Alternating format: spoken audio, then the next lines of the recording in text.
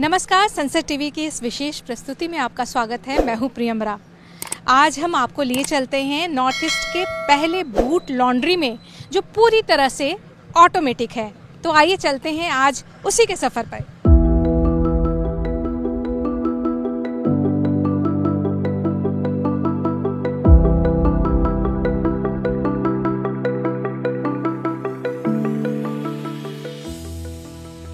यात्रियों को बेहतरीन सेवा प्रदान करने के उद्देश्य से नॉर्थ ईस्ट फ्रंटियर रेलवे के गुवाहाटी, कटिहार और अलीपुर द्वार क्षेत्र में अत्याधुनिक लॉन्ड्री केयर सेंटर की स्थापना की गई है। अष्टलक्ष्मी क्षेत्र में असम पहला राज्य है जिसकी राजधानी गुवाहाटी में tunnel based automatic laundry system की शुरुआत की गई है। इस अत्याधुनिक लॉन्ड्री में अनेक विशेषताएं हैं, जिसमें पानी, बिजली, भाप और रसायनों के उपयोग के साथ बड़ी मात्रा में रेलवे में इस्तेमाल किए जाने वाले बेडरोल पैकेट बनाए जाते हैं। इस केंद्र की उत्पादन क्षमता प्रतिदिन 16,000 बेडरोल पैकेट की है। यह Amarnath express, Lokmanya Tilak express, Awadh Assam express आदि जैसी गुवाहाटी आधारित ट्रेनों, north east express, Brahmaputra mail आदि जैसी कामाख्या आधारित ट्रेनों की बढ़ती लिनन की जरूरतों को पूरा कर रहा है। फिलहाल हम हैं बामुनी मैदान में स्थित लॉन्ड्री प्लांट में और हमारे साथ हैं निपुण कलिता, जो यहाँ सीनियर सेक्शन इंजीनियर हैं। इनसे जानते हैं ये पूरा लॉन्ड्री किस तरीके से काम करता है। आइए जानते हैं इनसे विस्तार में। हमारा जो लॉन्ड्री है टोटली ऑटोमेटेड है और बूट लॉन्ड्री है। इसको बहुत बड़ा प्लान है। इसमें हम लोग जो सॉइल बेडशीट आता है, जो यूज बेडशीट आता है, हम लोग सेग्रीगेट करके रखता है। तो उसमें हम लोग सर्विसेबल अलग करता है, लाइट स्टेन अलग करता है, हैवी स्टेन अलग करता है और अनसर्विसेबल अलग करके हम लोग यहाँ सेग्रीगेट करके वॉशिंग में देते हैं। जब हम यहाँ पहुँचे तो लिनन की धुलाई का कार्य जोरों पर था। लिनन को उनके दाग धब्बों को देखते हुए जरूरी धुलाई के अनुसार वर्गों में विभाजित किया जा रहा था।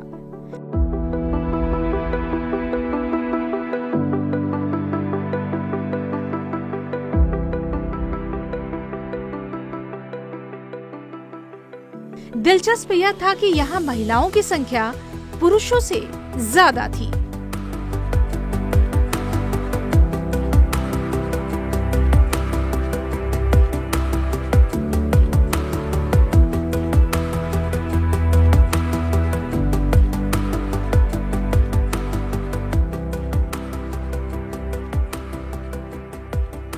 इस लॉन्ड्री प्लांट की अनेक खासियतों में से एक खासियत है कि यहाँ महिला वर्कर की संख्या ज़्यादा है।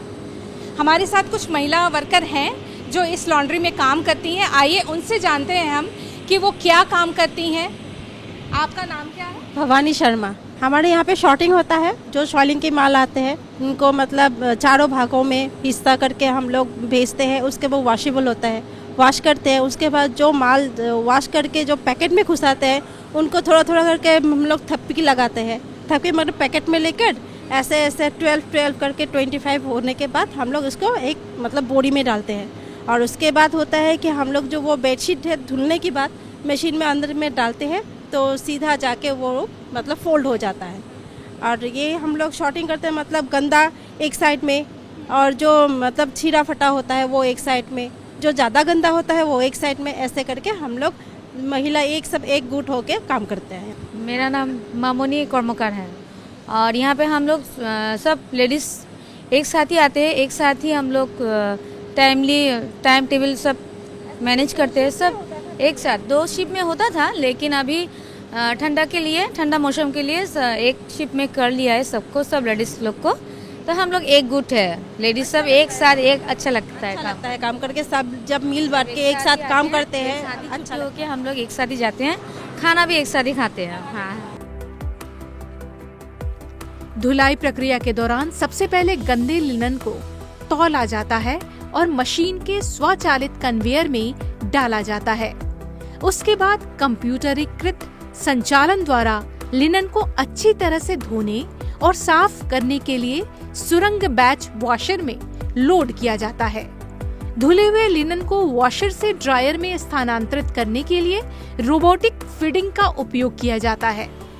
इसके बाद अधिकतम पानी निकालने की सुविधा के लिए हाइड्रोलिक प्रेस से लैस प्रेसिंग सिस्टम के माध्यम से पानी निकाला जाता है। पानी निकालने के बाद धुले हुए लिनन को शटल कन्वेयर में उतार दिया जाता है और औद्योगिक ड्रायर के माध्यम से उसे सुखाया जाता है। ये जो है हम लोग का एक ही मशीन है, टनल मशीन। तो ये टनल मशीन में 13 चैम्बर रहता है। तो उसमें से हम लोग मतलब पर बैच में हम लोग 60 kg पेट्रोल देते हैं। 60 kg मीन्स 130 नंबर्स बेडशीट। तो ये बेडशीट जो 13 चैम्बर में आएगा, तो आने का बाद पहला जो लॉट है निकलते हुए 45 मिनट्स लगेगा। उसका बाद जो है आपको जितना भी आए 3 मिनट्स इंटरवल में आते ही रहेगा कंटिन्यूअसली। उसका बाद आयरनिंग होगा, ऑटोमेटिकली फोल्डिंग होगा और फोल्डिंग होके पैकेटिंग होके वो सर्विस में चला जाएगा। 32,000 बेडशीट, 16,000 हैंड टॉवेल और 16,000 पिलो कवर, ये हम लोग डेली वॉश करता है। इस पूरे प्लांट में कितने लोग काम कर रहे हैं, उसे महिलाएं कितनी हैं, पुरुष कितने हैं, इस बारे में कुछ बता सकते हैं?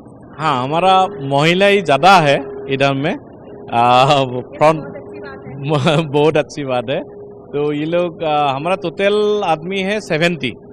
आउट ऑफ 70 2 शिफ्ट में 35 करके हमारा आदमी लगता है। तो उसमें से महिला मोटामोटी 45 से ज़्यादा है और बाकी जेंट्स है, लेकिन जेंट्स कम है, लेडीज बहुत ज़्यादा है और डिसिप्लिन होके वो लोग काम करता है।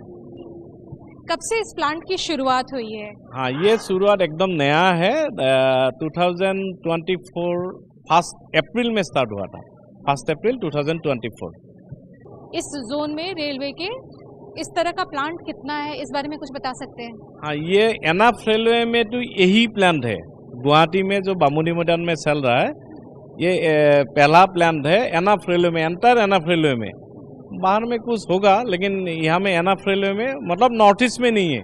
ये पहला लॉन्ड्री है, ऑटोमेटेड लॉन्ड्री। पैसेंजर को कोई डाउट नहीं होना चाहिए। आप लोग देख ही रहा है कैसे हम लोग बेडशीट अच्छा से सफाई करके, कैसे आयरनिंग करके हम लोग पैकेटिंग करके प्रोवाइड कर रहा है। कोई भी गंदा बेडशीट, कोई भी दागी बेडशीट कुछ भी नहीं है। और इसका ऊपर भी हम लोग ब्लैंकेट जो है हम लोग 15 डेज इंटरवल में हम लोग वॉश करते हैं। पिलो भी वॉश करते हैं और जो एसी कोचेज है उसका जो कर्टेन्स है वो भी हम लोग वॉश करते हैं। यानी कि उम्मीद करते हैं कि अब जो कभी पहले पुराने समय में जो कॉकरोच और गंदे बेडशीट मिलते थे वो सब अब नहीं देखने को मिलेगा। नहीं, अभी देखने को नहीं मिलेगा। हमारा अभी ये शुरू होने के बाद पैसेंजर कंप्लेन रिड्यूस हो गया। लास्ट महीना में तो हम लोग का नीली है, ऑलमोस्ट नील है। चादरों पर अगर गहरे दाग धब्बे लग जाते हैं तो उन्हें निकालने की भी एक पूरी प्रक्रिया है। इसके लिए भी विशेष तौर पर ड्यूटी लगाई जाती है।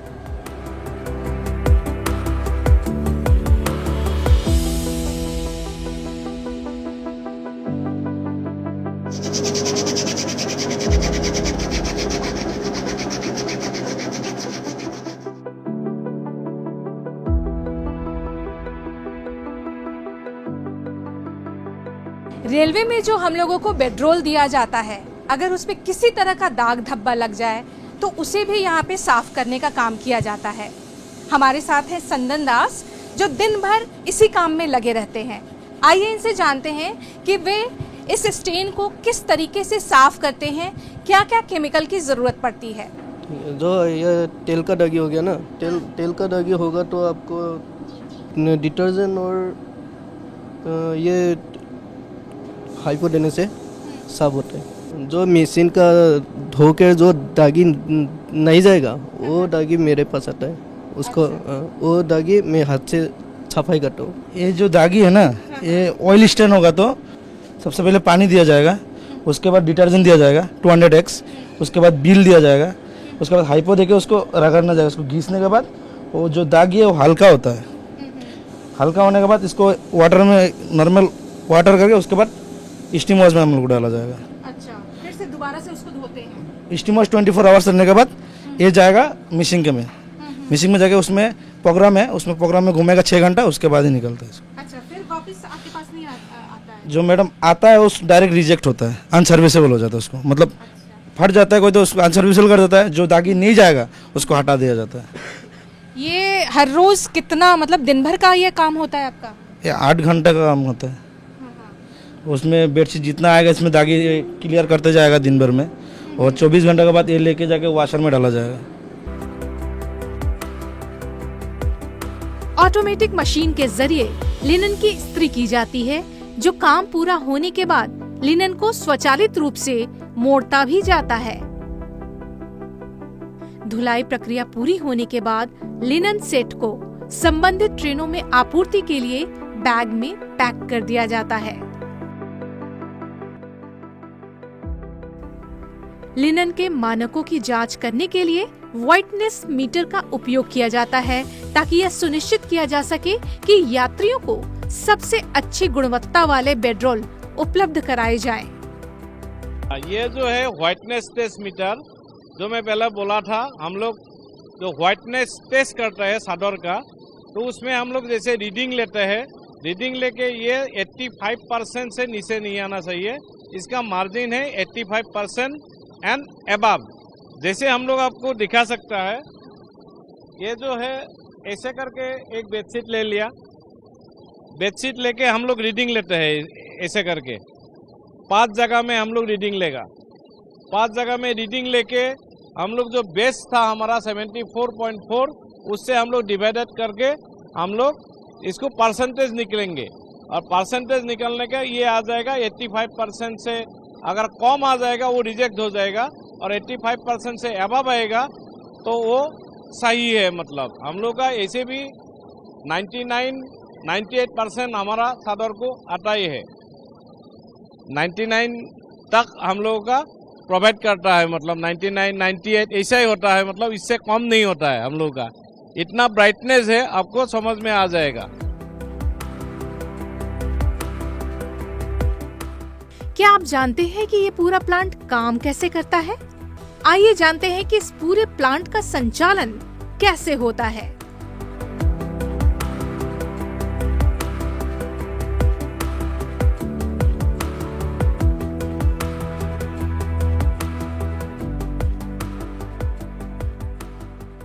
ये जो बॉयलर है, इतना बड़ा सा बॉयलर है, इसका इस प्लांट में क्या काम है, इस बारे में बताइए। ये तो इम्पोर्टेंट चीज है, ये बॉयलर है। इसमें हम लोग का मतलब 2 बॉयलर है, एक 2 टन कैपेसिटी का, मतलब 2000 केजी, और ये है 4 टन कैपेसिटी, मतलब 4000 केजी। इसमें जो है हम लोग को स्टीम निकलता है, जो आयरनिंग में यूज होता है, वॉशिंग में यूज होता है, जो हम लोग स्टीम वॉश बोल रहा है। स्टीम चाहिए, क्यों चाहिए हमको? जो आयरनिंग करेगा तब स्टीम चाहिए, तो यही स्टीम प्रोड्यूस करेगा, यही बॉयलर है, स्टीम प्रोड्यूस करेगा। और इसमें से हम लोग क्या करते हैं, हम लोग ये जो ब्रिक्विच है ये यूज करता है, मतलब ये वेस्टेज काट का गुरा है, इसको हम लोग ब्रिक्विच यूज करता है। तो ब्रिक्विच यूज करके हम लोग फायर करता है, फायर करके हम लोग स्टीम प्रोड्यूस करता है, और स्टीम को अंदर पाइपलाइन से अंदर जा रहा है। वो जो आयरनिंग हो रहा है, वो जो मशीन में स्टीम वॉश हो रहा है, ये सब के लिए ये बॉयलर जरूरी है। जगह जगह देखे कि प्रेशर नापने की मशीन लगी हुई है, उसका क्या यूज है? प्रेशर इसके लिए कितना होना चाहिए? हाँ, इसका प्रेशर एक्चुअली 8 to 10 kg होना चाहिए, 8 to 10 kg होना चाहिए। अभी 8.5 है ये, आप देख रहा है, तो 8 to 10 kg होने से हमारा ये हो जाता है। मतलब और कुछ यहाँ की विशेषता, मतलब इसके लिए कितने लोग काम करते हैं इस बॉयलर को सिर्फ चलाने के लिए? ये बॉयलर जो इंक्लूडेड जो 70 नंबर्स हम बोला है ना, वो बॉयलर में भी है। इसमें 2 आदमी रहेगा, एक बॉयलर ऑपरेटर रहेगा, एक देखभाल करने के लिए रहेगा, 2 ही रहेगा। मतलब यहाँ जल शोधन संयंत्र भी बनाया गया है। इस संयंत्र के जरिए धुलाई के बाद निकलने वाले अपशिष्ट जल को दोबारा उपयोग में लाए जाने योग्य बना दिया जाता है।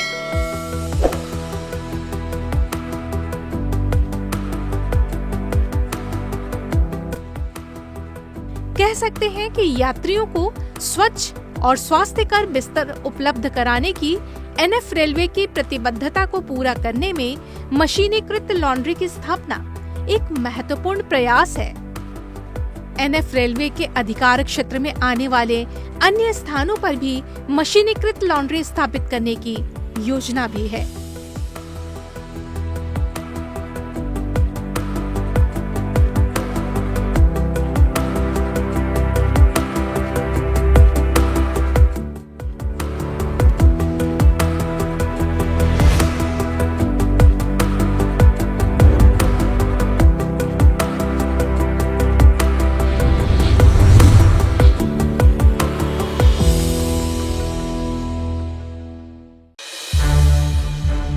संसद टीवी के और भी प्रोग्राम्स देखने के लिए सब्सक्राइब करें हमारा YouTube चैनल और हाँ, इन्हें लाइक और शेयर करना ना भूलें।